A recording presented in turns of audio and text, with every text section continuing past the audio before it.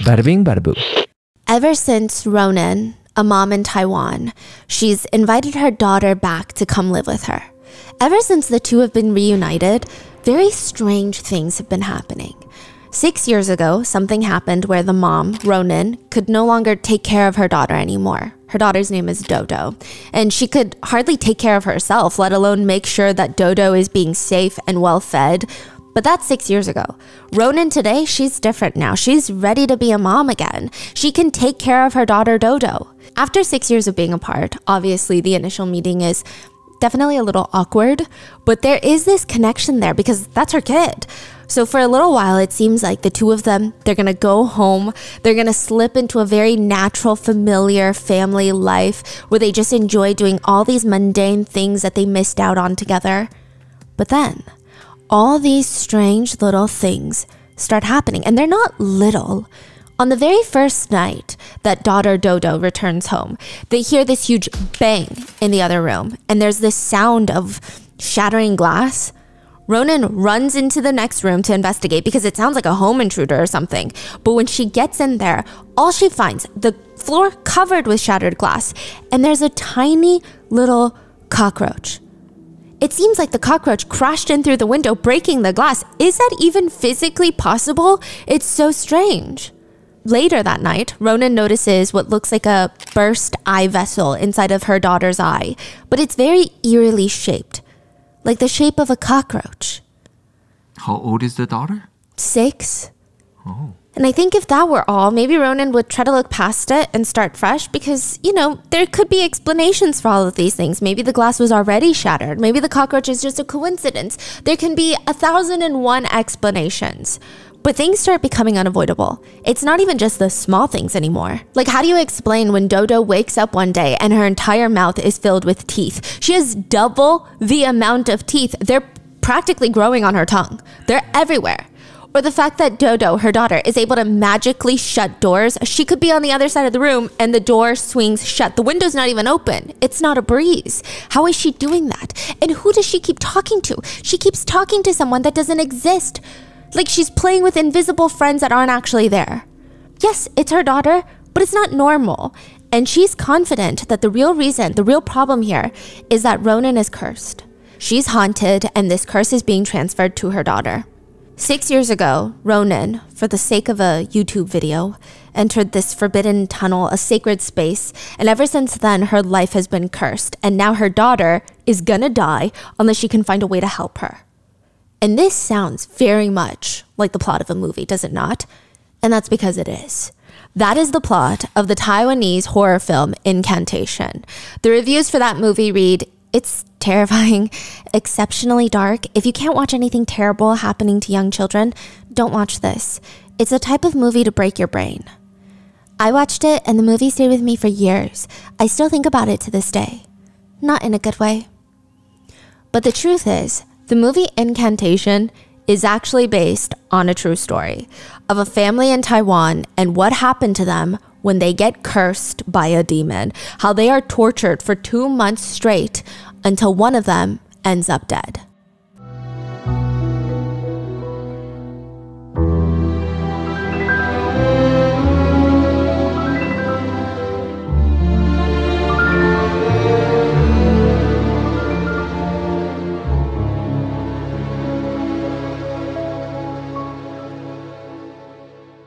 We would like to thank today's sponsors who have made it possible for Rotten Mango to support the PAN Foundation. They focus on accessibility to healthcare, aiding underinsured people with their out-of-pocket costs, as well as actively advocating for improved access and affordability. This episode's partnerships have also made it possible to support Rotten Mango's growing team, and we'd also like to thank you guys for your continued support as we work on our mission to be worthy advocates. As always, full show notes are available at RottenMangoPodcast.com. This is another international case with very little resources available. We did our best to translate with professional native speakers, but of course, if there's anything mistranslated, miscommunicated, or any additional information, please let us know down in the comments. Today's case also mentions some mental health conditions, the compulsive eating of non-food items, physical assault, and a brief mention of SA. So with that being said, Oh, I do actually have another disclaimer. Listen, I have a very strong appreciation for religion and cultural traditions. I think it's one of the more beautiful aspects of life and just the human experience in general. But I'm personally not a firm believer of anything when it pertains to religion or spiritual journeys.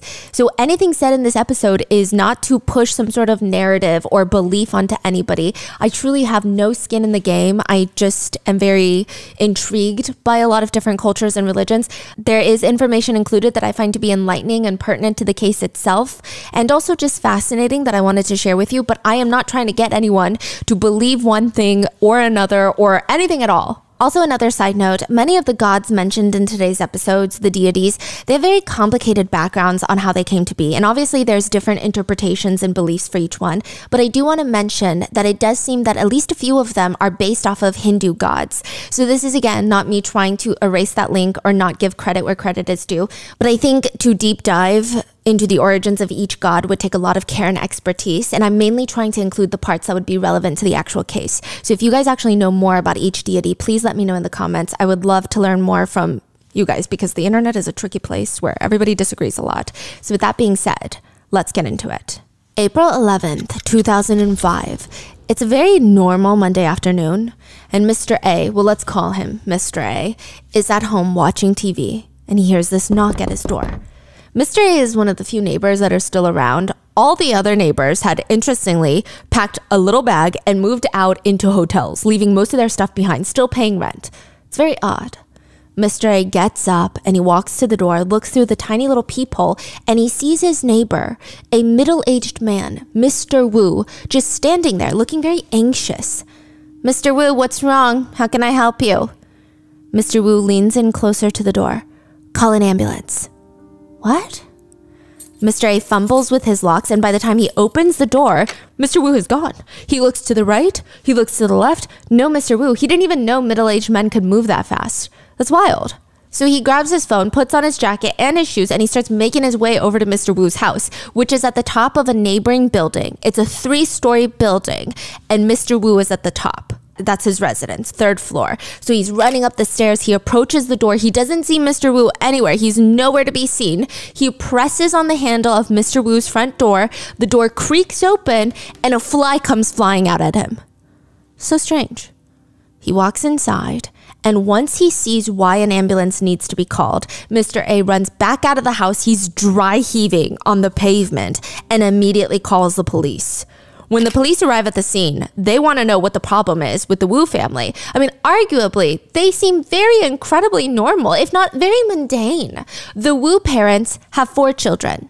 The eldest daughter works in Taipei. The second daughter is a nurse. The third daughter goes to college. The son, the baby of the family, works at a local printing house. They're all adults. The kids are in their 20s at this point. It's a very normal family.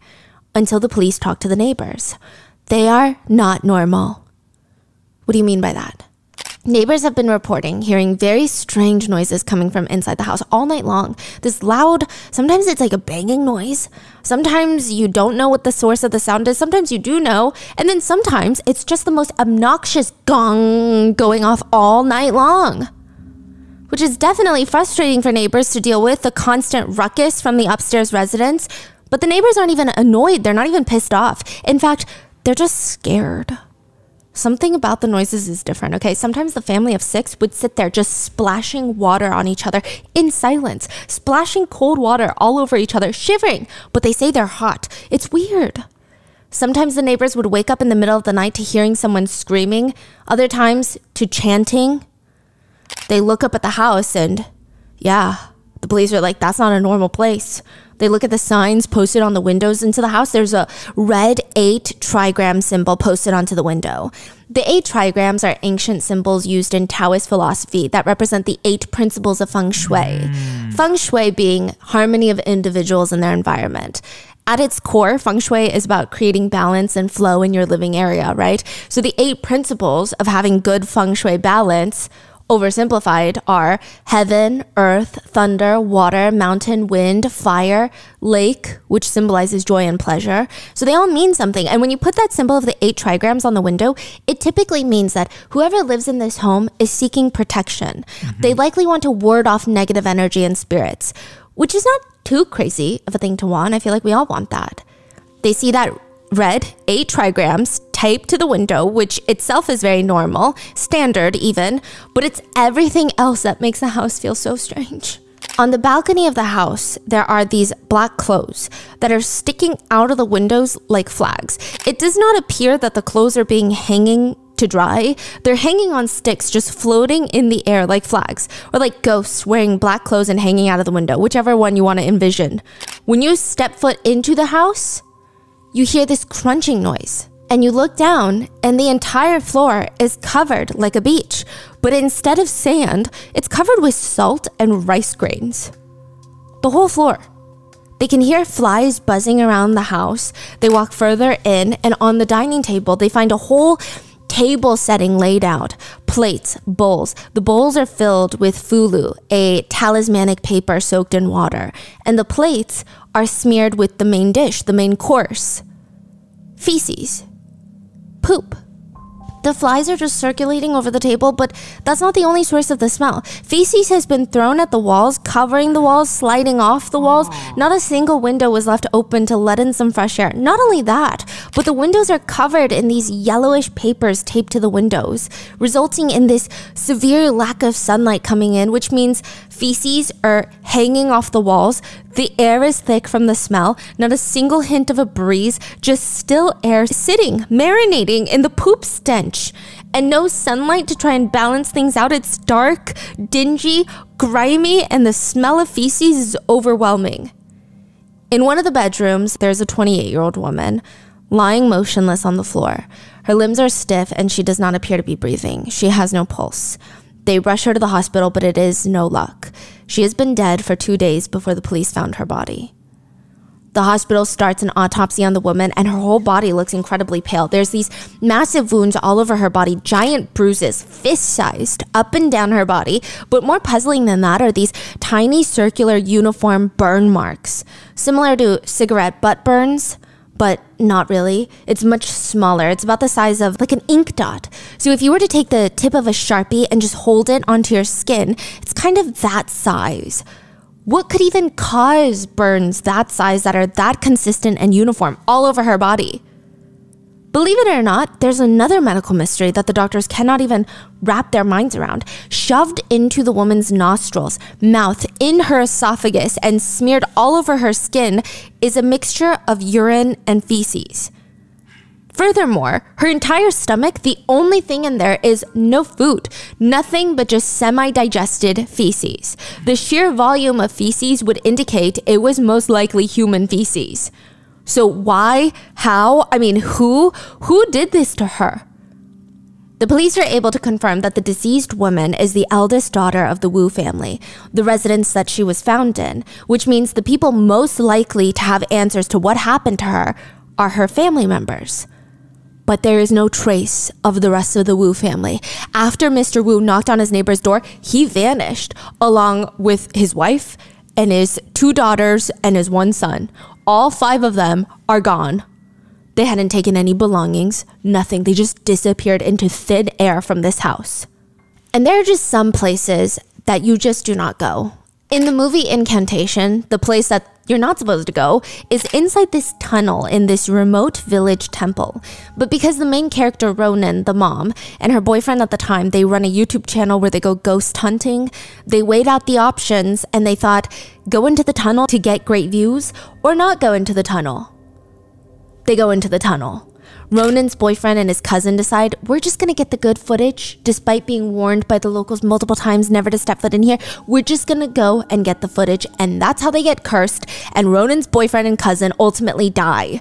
Ronan ends up giving birth to a daughter that she didn't even know she was pregnant with at the time. She has to give up custody to her daughter for 6 years because of how mentally messed up she is from everything that has happened inside that tunnel. Because again, there are just some places that you just should not go. In the real life case of Incantation, the Wu family, they travel to the Five Finger Mountain. It's called the Five Finger Mountain because the peak of the mountain has 5 prominent peaks. It looks like the ridges of the fingers of a hand. It's a natural landmark, but some people don't think it's the safest. Not just in terms of physical safety, but spiritually. I mean, in many folklore, mountains are considered sacred places that are inhabited by supernatural entities, which means, yeah, you can go there to get guidance from the good supernatural entities. But when there are entities, one might believe there must be good and bad. You can't just cherry pick. According to many folklore, those who died unjustly or have unfinished business, they typically dwell in the mountains, waiting for their chance to get revenge. They may want to trap the living just due to how angry they are. And it's said that the path on the middle finger of the five-finger mountain has the most negative energy. Many people experience and have reported feeling stuck. Physically, like they feel like they can move, but their legs won't move. They feel exhausted all of a sudden, drained, but not just, oh, I'm a hiker, I'm tired. It's weird. It's unexplainable. They hear voices. They have all these unexplainable supernatural encounters on the third finger. But like I said, when there is good, there's also bad. So it works in the opposite way. Meaning some people believe, no, if you go to the five-finger mountain and you meditate, you're going to get amazing guidance to spiritual problems that you may be having. So the three Wu sisters are sent to the mountain for a month to meditate. This is the real life family. Three of the sisters, so they have 3 daughters and 1 son. The 3 daughters are sent to the five-finger mountain for an entire month to meditate at a local temple. Oh, so this is before the sister was dead. Yes. They need to use the power of meditation to drive out the demon inside of the eldest sister, the one that ends up dead. It's going to take at least a month. They're going to stay at the temple, and they are not to come back home until they are cleansed. I mean, it's not like the sisters really wanted to do this, but they don't really have a choice. Their lives were incredibly normal until it wasn't normal, and it all starts February 2005. It starts with the Wu family's eldest daughter. So she's the oldest, she's the one that passes away, and she's the only child that no longer fully lives with the entire family. So the youngest daughter, she's in college, she lives in the dorms, but she comes home every single break. The eldest daughter, she's actually moved out completely to Taipei. She's managing this convenience store with her boyfriend. So let's just call them sister A, B, C, and son. Okay. Okay. She gets a call from her mom. What's going on? Hello? And the mom tells her, I'm very worried. I'm very concerned. I know that things have been happening over there with you. What do you mean? Sister A is confused. She's trying to figure out why her mom is freaking out, why she's saying, I know something's happened. Nothing has happened. I mean, absolutely nothing has happened. If something had happened, she would have called her right away. But her mom is just frantic. She's dead set that something weird is going to happen, or it's already happening and you just don't feel it. You just don't realize it. Sister A calms her mom down and she hangs up the phone thinking, okay, that was a little bit strange, but I think she's okay now. A few hours later, the door to the convenience store opens and it's her mom. The car ride to get from where her parents live on the south side of Taiwan to Taipei is a 4-hour-long drive. You just don't drop in and say hello.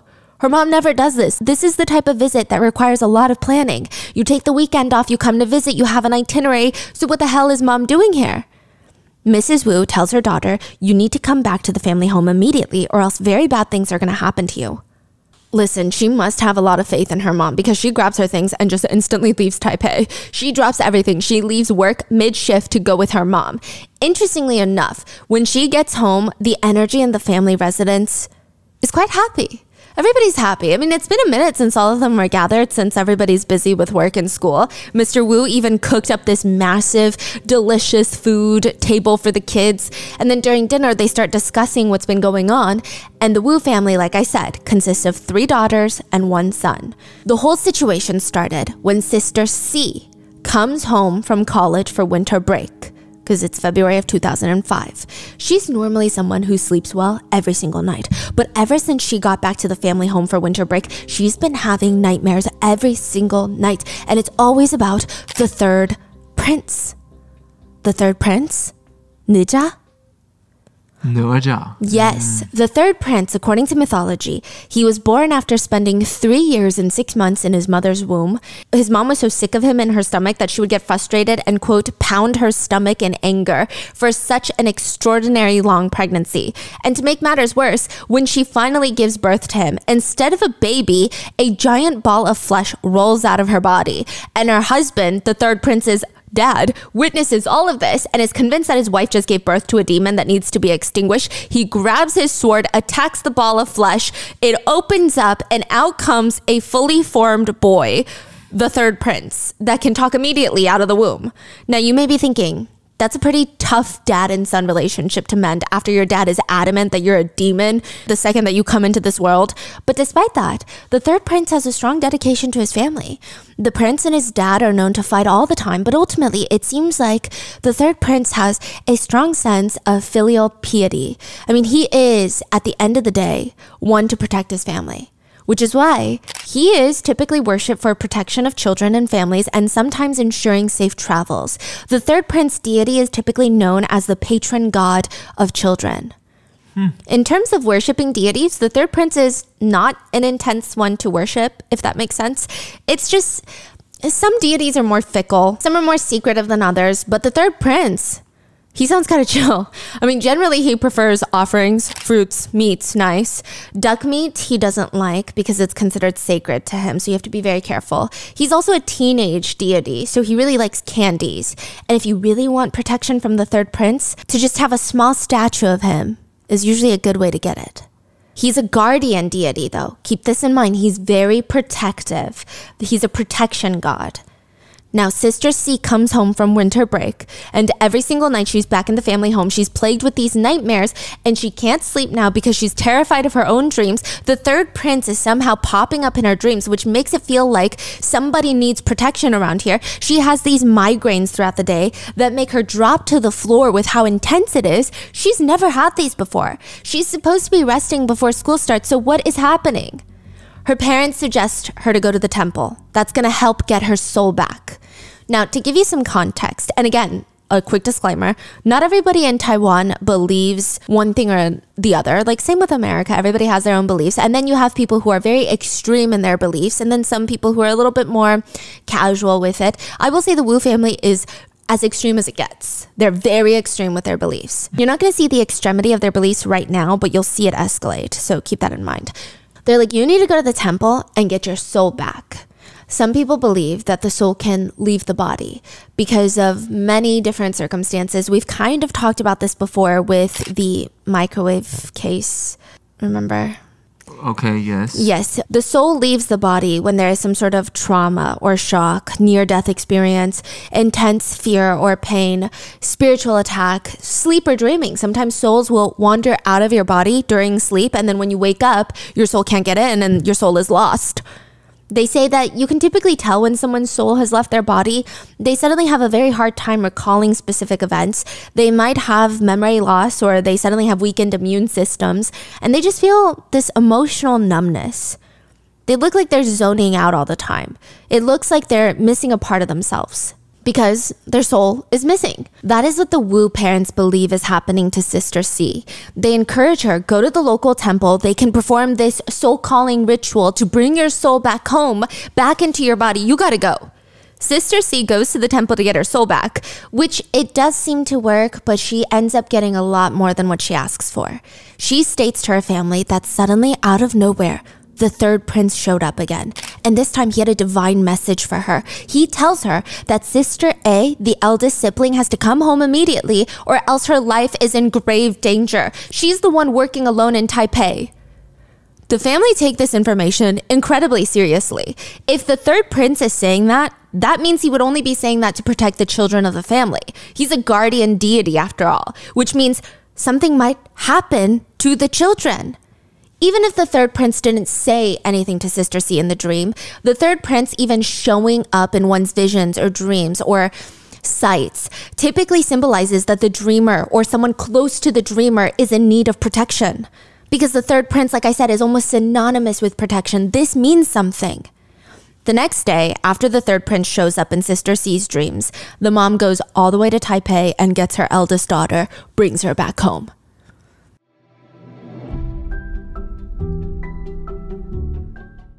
On my desk, I have this inch-thick daily planner. Actually, I recently went to South Korea and got some RM researchers planners as souvenir gifts as well. And my husband and everyone around me day to day knows that I'm super big on schedules. And one of the things I've noticed that really slows down my work and productivity is juggling a lot at the same time, switching from task to task. You know when you have all those tabs open in your browser and they get smushed at the top because you have so many and you can't even see what the tabs are? I used to just have a bunch of tabs open on top of research and work tabs. When writing emails, I will scroll through synonyms, trying to find a word that matches or a phrase that fits the tone that I'm looking for, which is professional yet friendly. And then 30 minutes go by and I'm still staring at the same email draft. Even with my schedule and my planner, I always found myself wasting unnecessary time writing and worrying about emails when really I don't have to. Not anymore. Grammarly provides relevant suggestions in real time that help me slash the time spent proofreading and revising. With Grammarly as your AI writing partner, you can stay focused and get through your work faster with relevant real-time suggestions wherever you write and whatever you write. Grammarly helps you with any writing, from brainstorming to sounding more confident and persuasive at work.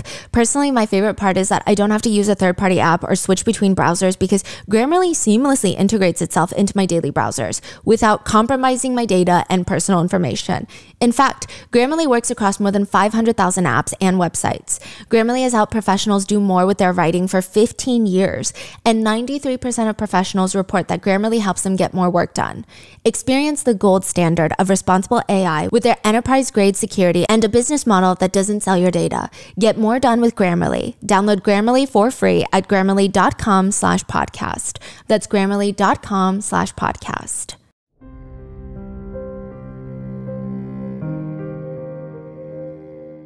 That night, Sister A, she's being told all of this over dinner. She thinks it's strange, but she tries not to think too much into it. She goes to rest, and she comes all the way from Taipei, lays down in bed. She doesn't feel like the energy is that strange. I mean, she's home. She's so familiar with this place. This is where she grew up with everybody that she trusts more than anything. And she drifts into sleep. And hours later, she's awake, drenched in sweat, gasping for air. Her mom slams open the door. She's been screaming all night. She runs in. What's wrong? What's wrong? Tell me what's wrong. Sister A tells her mom that everything little sister said is coming true. There's this nightmare that she just had where she was essayed by a strange man and then ended up killing him, and there was so much blood and everything bad is happening. Her mom drags her out of bed and both of them kneel at the family's at-home altar to start praying. But the next night, it happens again. Another nightmare. Now the eldest sister can't even go to sleep without feeling this intense fear. She won't even sleep during the night. She dozes off here and there during the day, but that's about it. Like, think of it as naps. She hasn't gotten a good night's rest since she got home. Whenever there's a loud noise, she starts freaking out. If someone is talking in a pitch higher than an inside standard voice, she freaks out. Eventually, the eldest daughter, likely out of serious sleep deprivation and feeling mental torment, she starts slapping herself. She starts slapping her own legs, slapping her arms, and the Wus are really alarmed by this. They drag her to the temple where the youngest had gotten her soul back. And the parents tell the ones that run the temple, they think they know why this is happening right now. We understand why. Okay, so the family thinks the reasoning of all of this is because they moved the third prince statue in their house. So way before he showed up in Sister C's dreams, the third prince had his own altar at the Wu family house. They worshipped the third prince.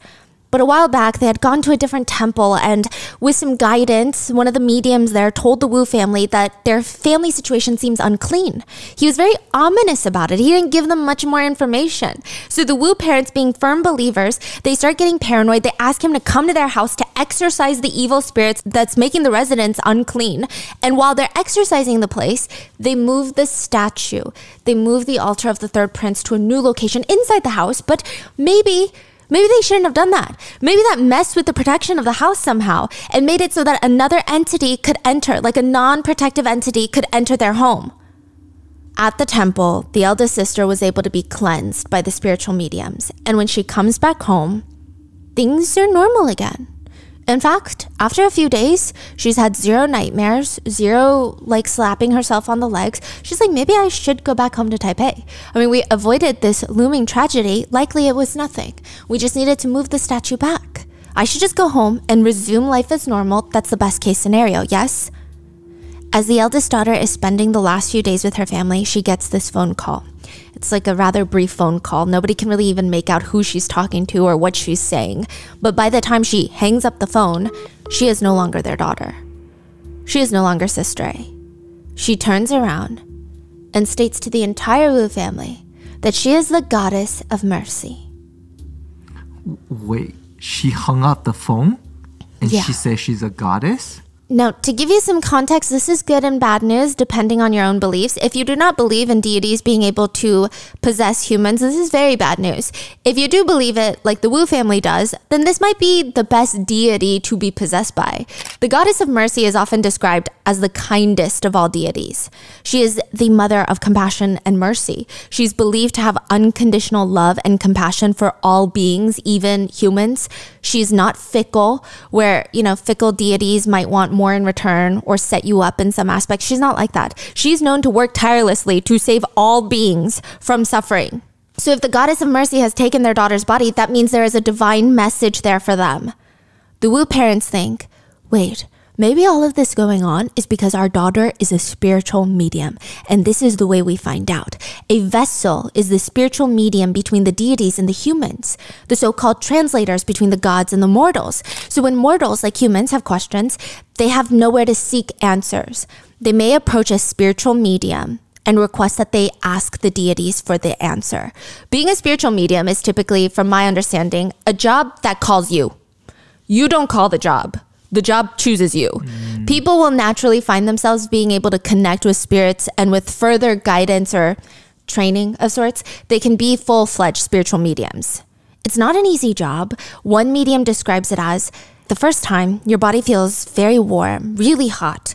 The energy is starting to come to your body, starting to surround you, so you feel very, very warm. Within the first 5-10 minutes, the energy starts slowly coming, and within that time, you'll know the energy belongs to which deity and what they are here for and what purpose. During the possession, you won't know what's happening until you wake up. Then you'll feel very tired afterwards. It's a lifetime commitment being a medium. It's very exhausting. Which, side note, there's actually a lot of harm when it comes to being a spiritual medium. One of the key components is, for I'm sure many reasons, spiritual mediums will feel the need to harm themselves. So while they're being the vessel for the deity, a lot of the times they'll write these talismanic papers. So these charms on a piece of paper that you take for protection. Yes. And they will use the blood from their tongue. So a lot of the times they'll cut their tongue and use the blood to write, but they don't feel pain when they're in this state, they say. They'll even pin flags to their skin. So you know those wooden skewers that you grill things on? I don't know if it's those that are used precisely, but that's about how thick they are. Some of the spiritual mediums will pin flags onto their back. They will pinch a piece of their lower back skin, stab the skewer into their flesh, and have it standing upright so that the flag is near their necks. And they'll pin like 5 of them, so they have 5 flags pinned into their backs. See, I've seen that visual, but I didn't know they stab into themselves. Yes, and then they will stab skewers through their mouth, like metal bars through their mouth. Whoa. It's said that that's kind of proving to the mortals that they are a vessel, because it's very difficult to do that. It's said that spiritual mediums don't feel any pain when they're possessed by gods or spirits, and for that same reason, they tend to heal quickly and without infection. So it's a lot. Some spiritual mediums will stab their stomachs with sewing needles when they're in a trance. They'll even pierce a full metal needle through one cheek to the other, like I said. I mean, some of them have whips with needles, and in their trances, they will begin whipping themselves. One spiritual medium says, I believe it's a way the deities protect the medium by helping them not feel pain during the rituals. It's also a way that the deities show their powers to us humans. The Wu family thought for a moment, maybe this is what's happening to Sister A, their eldest, because she's banging her head up against the walls, the tables. She's using her nails to dig into her face, scratching her skin off. Her whole body looks like it's being covered in bruises now. It's like she has this crazy superhuman strength, and in order to even get her to stop, they have to tie her down with ropes, just running a rope around her until she can't even move an inch. Wait, so she's saying that she has been possessed by the goddess of mercy, and she is keep harming herself. Yes. The parents look at each other because at first they thought maybe our daughter is a spiritual medium, but this is not the goddess of mercy inside their little girl. This feels like something else. This feels like a demon. Sister A's eyes look different. I mean, they say that she starts laughing, but having these eerie bursts of laughter that sound very maniacal, and she starts dancing around her siblings, almost like she's taunting them. I am the goddess of mercy, here to quell the chaos and eliminate adversity for you. That night, the 6 of them are back on their knees in front of their ancestral tablets, their altars, praying. Another sleepless night, trying to figure out what is going on. This is when they decide, this is no ordinary possession, which means they cannot have an ordinary solution. They must go to the 5-Finger Mountain and get rid of the evil spirits for a singular month. So while the 3 sisters are gone, the Wu parents and the youngest son are left at home, alone. They decide, we need to cleanse this place before the sisters come back, because if they come back and the demons are still in this house, what is the point of them being gone for a month? According to masters of spirits, they say someone's front door can tell you a lot about what's going on inside that home. The front door is a very important boundary between the outside world and the safety of the home. It's the critical line between the 2 realms, the outside world and the inner sanctuary. It's a physical entrance, but it also has an energy border, if you will. Now, this is not an attempt to be dramatic about a literal front door. Historically, there are households that would perform sacrificial rituals to door spirits. That's what they're called, to make sure that their doors are properly managed and well protected. There's door deities that are supposed to help guard against evil influences, but they can't be so stubborn and not letting anything into your front door, because then you're not going to get wealth and good fortune either. So it's a very tricky balance. You don't want to piss off the door deities. Yeah, in China, you will see like they put almost like a painting, stick one on each door. So there are 2 of them to help you guard the doors. Yes. So people will do rituals for them. And like rituals, I'm not talking weird rituals. Like they'll just offer fruits and stuff. Now, right upon entering the Wu family house, the master that they've invited to cleanse the entire residence sees a fox spirit standing guard at the door. That's what he says. Now, seeing any sort of spirit at anybody's front door is a very worrisome sign, let alone a fox. He said a fox spirit typically is a symbol of chaos. Foxes are sly. They're mischievous little creatures. They like to get into all the little naughty things. There are some that believe foxes can predict disasters. They can tell when there's impending doom coming. So to see one at the front door, that's not a good look. But that's not even the main problem with foxes. Foxes are known to feed off of human vitality. In Taiwanese folklore, there's a tale of a village where young men kept falling mysteriously ill. Nobody knew what the problem was. They all ate different things. They're all drinking water from different streams. There's no reason for all of them to be sick. Is it the air? And the women were surprisingly fine. It was later discovered that a family of female fox spirits had taken residence nearby, and the female foxes were seducing and draining the men's vitality. Foxes may be here to cause chaos or to symbolize impending doom or to slowly suck the life out of the residents of the house. Not always, but that's how the master interprets this fox. Now, if it was just the fox standing at the front door, maybe the family would have been fine. But the master tells them, this is a house full of fierce demons. If you live here for too long, you will definitely be eaten up. You will be possessed. There's no way around it. As he's told to go further into the house, he keeps shaking his head no and starts walking out of the house. The master just tries to leave. Like he U-turns after a few steps into the Wu residence, and Mrs. Wu, the mom, is not having it. She paid a pretty penny for this man to come into her home. He's going to tell her what's wrong, and he's going to fix it. Feng Shui, at its core, like I said, is making sure your home feels harmonious. It really depends on how deeply someone wants to take it. Some just take it purely as usage and design purposes. Yes, using a too large coffee table with sharp corners that you bang your leg against could be bad Feng Shui, but it's also just like a really bad design element. Or others take it a bit more seriously. Certain plants, certain placement of furniture beyond design elements either bring positive or negative energy into the home. You don't want too much pieces of furniture with sharp corners, sharp edges, because it's a different type of energy that you're welcoming in. For example, some common feng shui tips: don't keep broken items around in your home. Either fix it or get rid of it. Broken items carry broken, disrupted, chaotic energy. Don't keep the toilet lid open when you're not using it. Open toilets are thought to drain wealth and positive energy. Avoid mirrors directly facing the bed. It's said that not only does it disturb sleep, it potentially invites a third party into your marriage. Or place your desk in a position where it faces the office door, but it's not directly in line with it. If you're directly in line with it, any and all energy coming into the office, you will impact your work with. But you want to be able to see the door without being directly in line with the door because you want to see the opportunities that are coming your way. You need a clear line of sight. But you could take it even a step further. And the belief is that feng shui can impact the kind of spirits that come into your home. The house they live in is positioned in a way where the sun does not come in. It's very dark, it's lightless. It has an irregular shape, which gives it extremely poor feng shui right off the bat. It's a house that basically invites the ghosts in. But worse than that, there is a road that goes up to the front of their home. They are at what's called a T-junction. They sit on a road, but there's also another road pointing directly towards them. A home that sits on a T-junction, the master states, is very, very bad because the energy is all directed to the house and the rushing energy can be very harmful. It can bring in quite unstable spirits into the home and create a poison arrow, if you will, where the fast-moving energy is almost attacking the home nonstop. It's relentless. The master tells the family, over time, living in a house with bad feng shui will drain your spirit. And once you're in this vulnerable, weakened state, you can easily be possessed by bad spirits. Every day that the demons have been growing, it's even more dangerous to get rid of them. You have to be very, very proactive. Do you understand? Now, side note, anybody living in a house in a T-junction, don't freak out. I think this has as much power over you as you believe it does.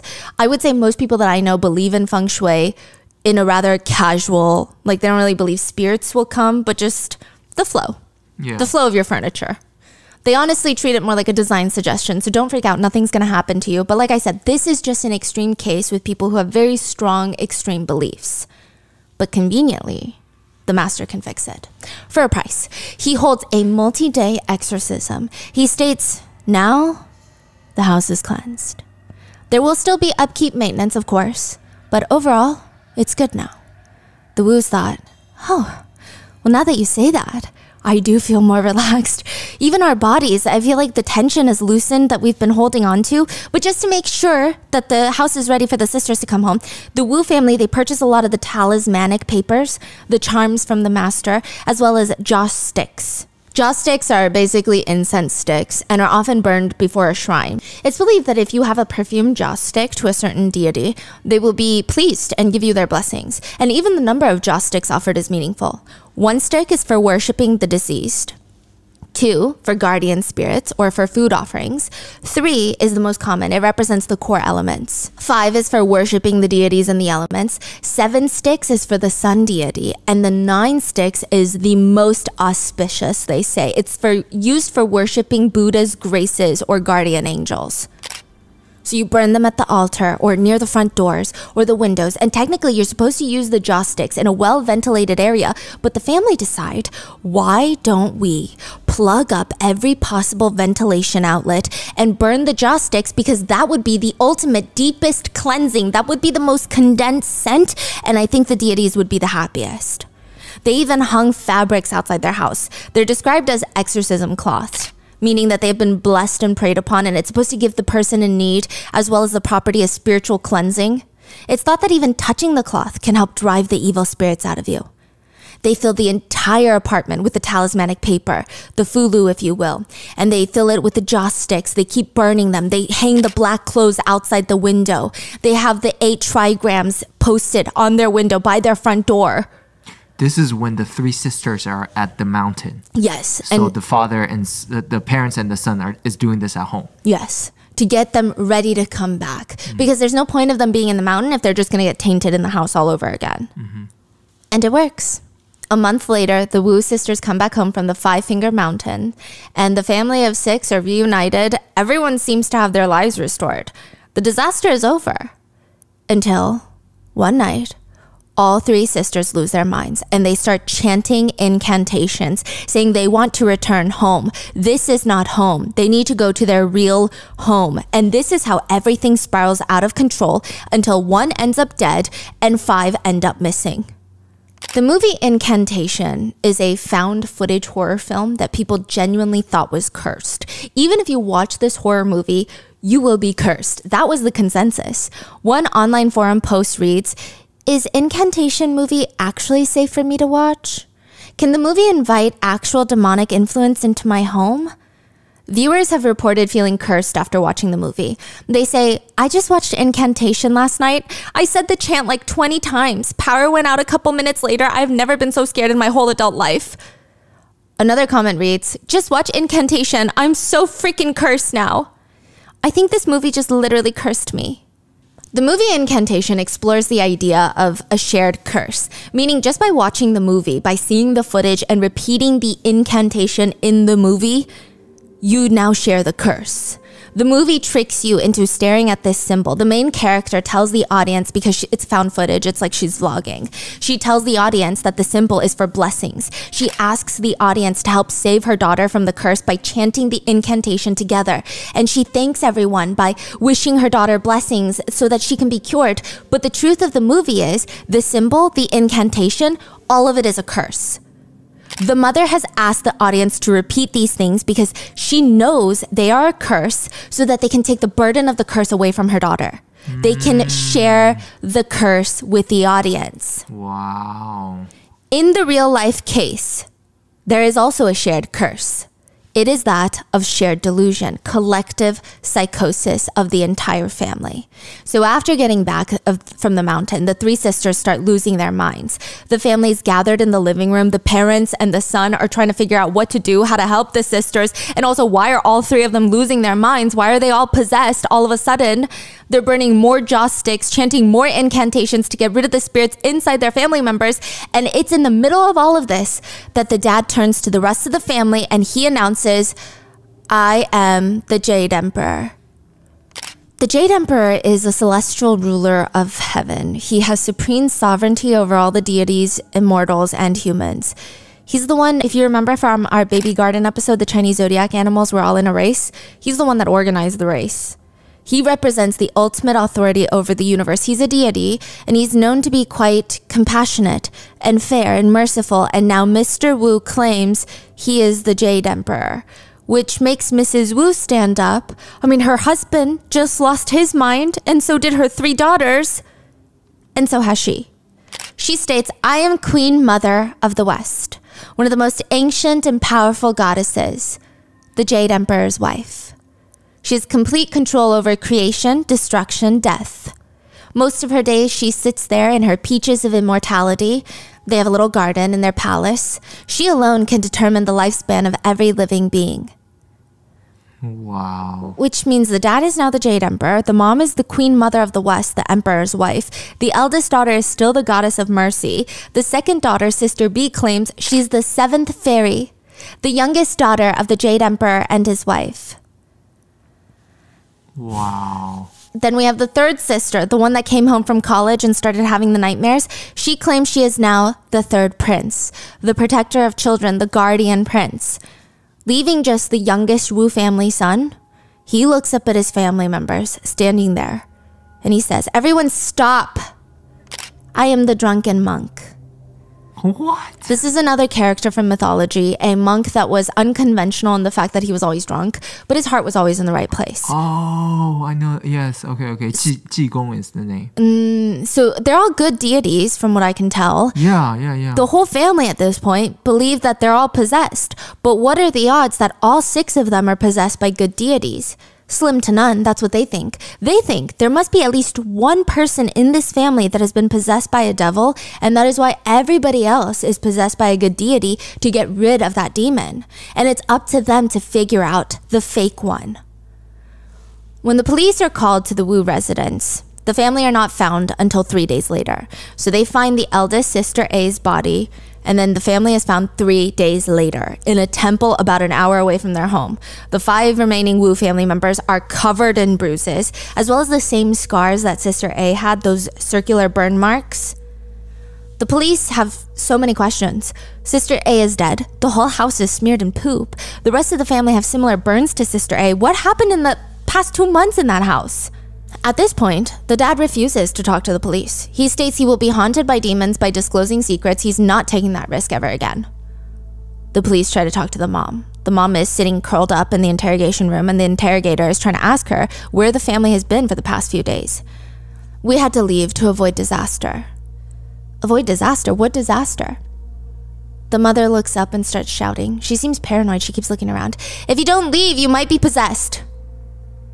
When confronted with her daughter's death, the mother just kept repeating, it's not my daughter who died, but the demon who is attached to her. The police are getting frustrated, so they try to think of something different. They bring in the Emperor's Ruler, which is this square wooden stick. It has sacred titles of deities and scriptures carved into the wooden stick. It's supposed to cleanse evil spirits and block them from entering. Do they believe in the Emperor's Ruler? No, the police do not, but it's only when they bring this in that everyone starts opening up and starts sharing what happened in the past 2 months. What? The past 2 months has been an utter living hell in the Wu residence. Each one of them becomes possessed by a deity. They all come to the same conclusion that there's just no way that every single one of them is possessed by a good deity. So there must be a demon amongst the group, because why else would they be suddenly possessed by powerful gods? They just need to figure out who is the demon. So first they start by sprinkling the floors of the entire apartment with rice grains and salt, because demons don't like that. They believe the salt will purify the evil spirits and neutralize their bad intentions. They start setting up ceremonial arrangements where they place ritual objects, talismans, offering in a specific layout to expel the evil spirits. And each time they pick a new victim. They just go in circles being like, that one is the one with the demon. Neighbors said they would see this through the windows and they would hear it. They would force one of the family members to kneel down, and they would just use their hands like automatic slappers, just slapping their face left and right to beat the demon out of them. They do that to everyone. Yes. Including parents. Yes. And it's not working. So they start taking rice, turning it into sticky rice, mixing it with salt, and smearing it all over each other to get rid of the spirits. Still nothing. Because the indicator is the demon is gone, the rest of the possessions will be gone. But if they're still possessed by these deities, that means the demon is still here in this very living room. They start smearing each other with sticky rice, salt, but nothing. And that's when they start beating each other. They take turns. Every day it's someone else with a broomstick, with mops, walking sticks. They're using the joss sticks to burn holes into each other, like you would burn cigarette marks, but with the joss sticks. It's said that deities prefer cleanliness, even demons. I guess the logic the family comes up with is that if the spirits, all spirits, even the bad ones, hate dirtiness, that means they like cleanliness. Then if you make yourself so dirty, why would a spirit want to be in you or be around you? Why would they possess you if they hate dirtiness that much? That's how they start smearing human excrement all over the walls, as well as on the dinner plates. They splash each other with urine and feces, and when that still does not work, they resort to cleansing the spirits from within. Which I guess in that moment in their minds, it makes sense to a degree that they would need to consume the feces and urine. They start fasting. They don't eat any other food. And this is actually showcased in the movie as well, Incantation. They start starving and only feeding themselves feces. The entire family show the authorities all their scars to show the eldest daughter was not the only one injured in this mass exorcism they were trying to hold. But still, it doesn't matter. Clearly, her injuries were the worst that caused her to die. To which the mother has a theory. She explains to the detectives that the demon that possessed her daughter was successfully exorcised. Because of the exorcism, because she was the first to get possessed and had been possessed for so long, her real soul could not return to her body, which led to her death. After 2 months of torture, Sister A, the eldest, had passed. And now talking about it, the family seemed relieved.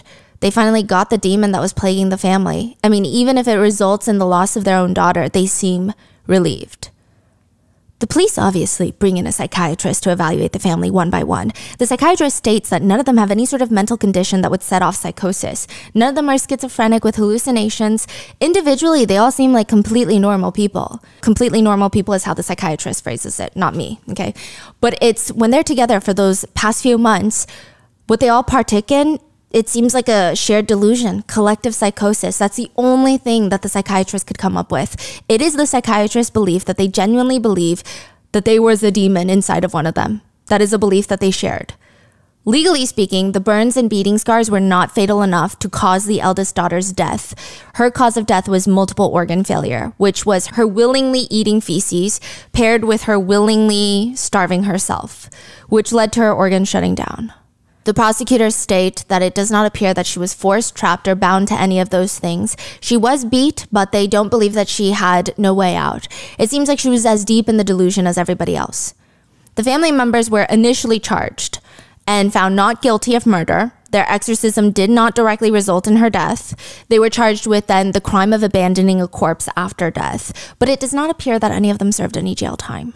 Basically, they do believe this is the actual event. Like, they all kind of felt like they were possessed, and that was the truth. And a lot of people who know the family for, as long as they've been around, they said that they are especially superstitious. They are probably as extreme as it gets. So it's not out of nowhere it happened. It seems like it's ingrained in them. They had this very long-term belief in these types of things.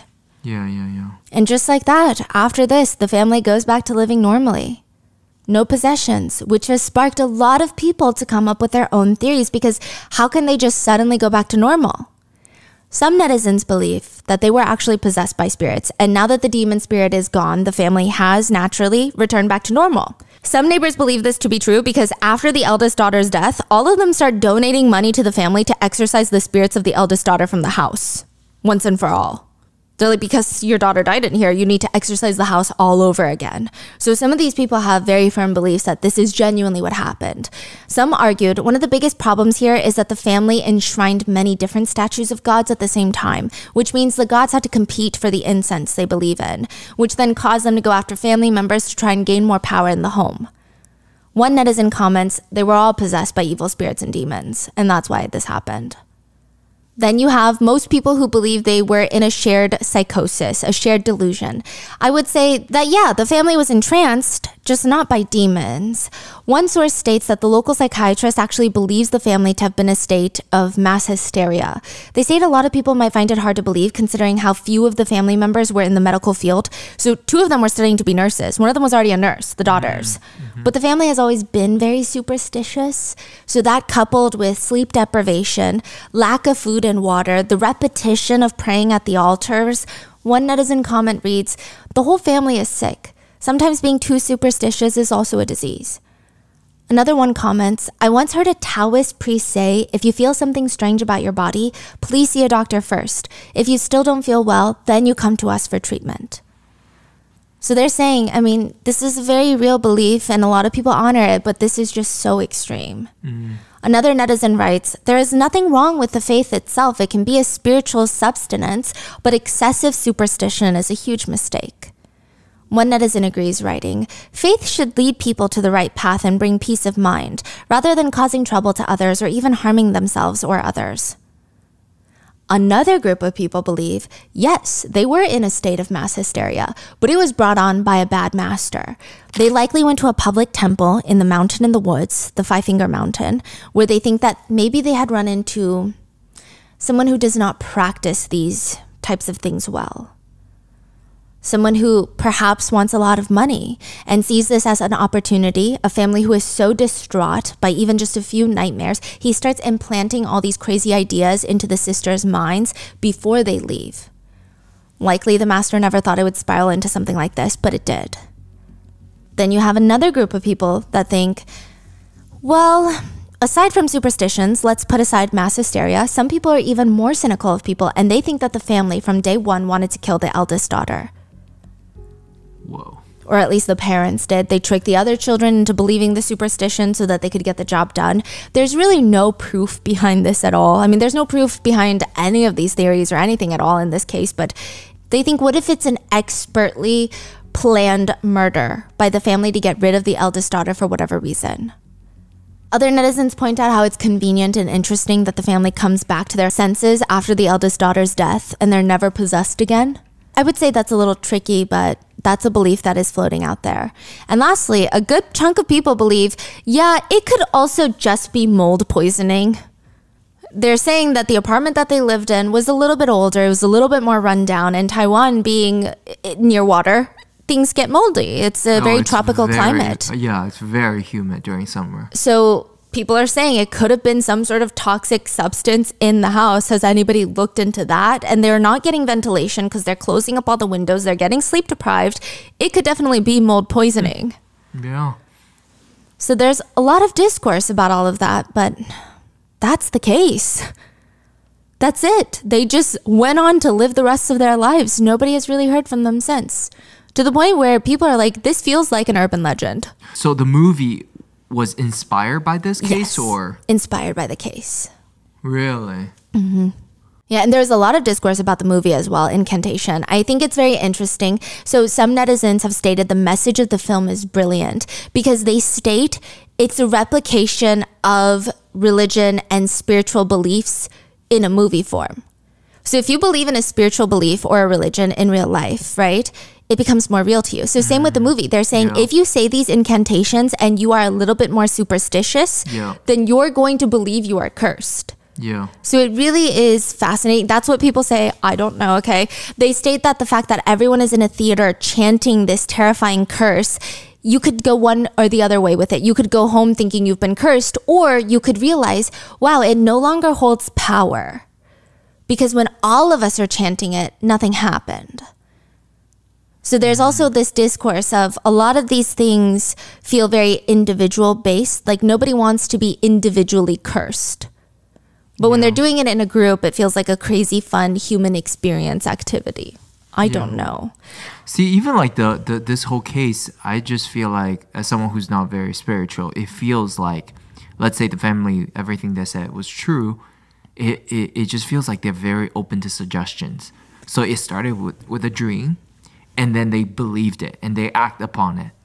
And then they feel like, the eldest daughter feel like, oh, she is possessed. And then she started having dreams. And then they took action, and then they feel like things are better. But then like something else happened. So everything's like suggestion. And then they all lost their mind. Oh, and just another quick disclaimer, religion and like spiritual practices are different. I keep grouping religion into it because a lot of people in Taiwan consider it a religion. Some people consider it more so like a folk religion that they practice. Some consider it like a full-blown religion, so that's why. But I do think it's very interesting because I'm not a very spiritual person, but I am incredibly superstitious.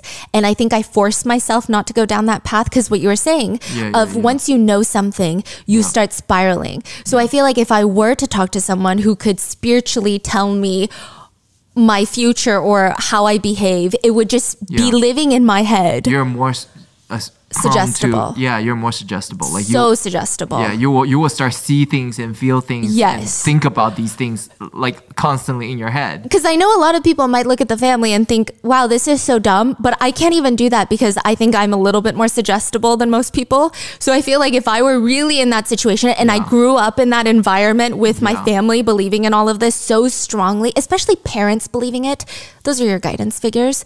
So it's very interesting. Yeah, the director of the movie once stated, when I heard the story of the real case in the news, I realized that I didn't dare to know too much about what happened, and I was surprised at how much the topic scared me. Then I realized that the fears surrounding religious beliefs and taboos are very obscure. It's something we can't shake off. We don't need to convince people that it's real. Rather, we tell them it's fake, but even then it's still scary. Why are we so scared of things we know are fake? So he's not saying the religion is fake, but the movie itself is fake. He's saying all the incantations, the symbols, they made up. Yeah. Someone just like whipped it out, but people are so scared, even though they're told it's fake, it's fake, it's fake. Yes. I wanted to put those elements into a film so that when the audiences watch the film, they feel like they shouldn't continue watching. It's very interesting. What are your thoughts on this case? Let me know in the comments. Please stay safe, and I will see you in the next one.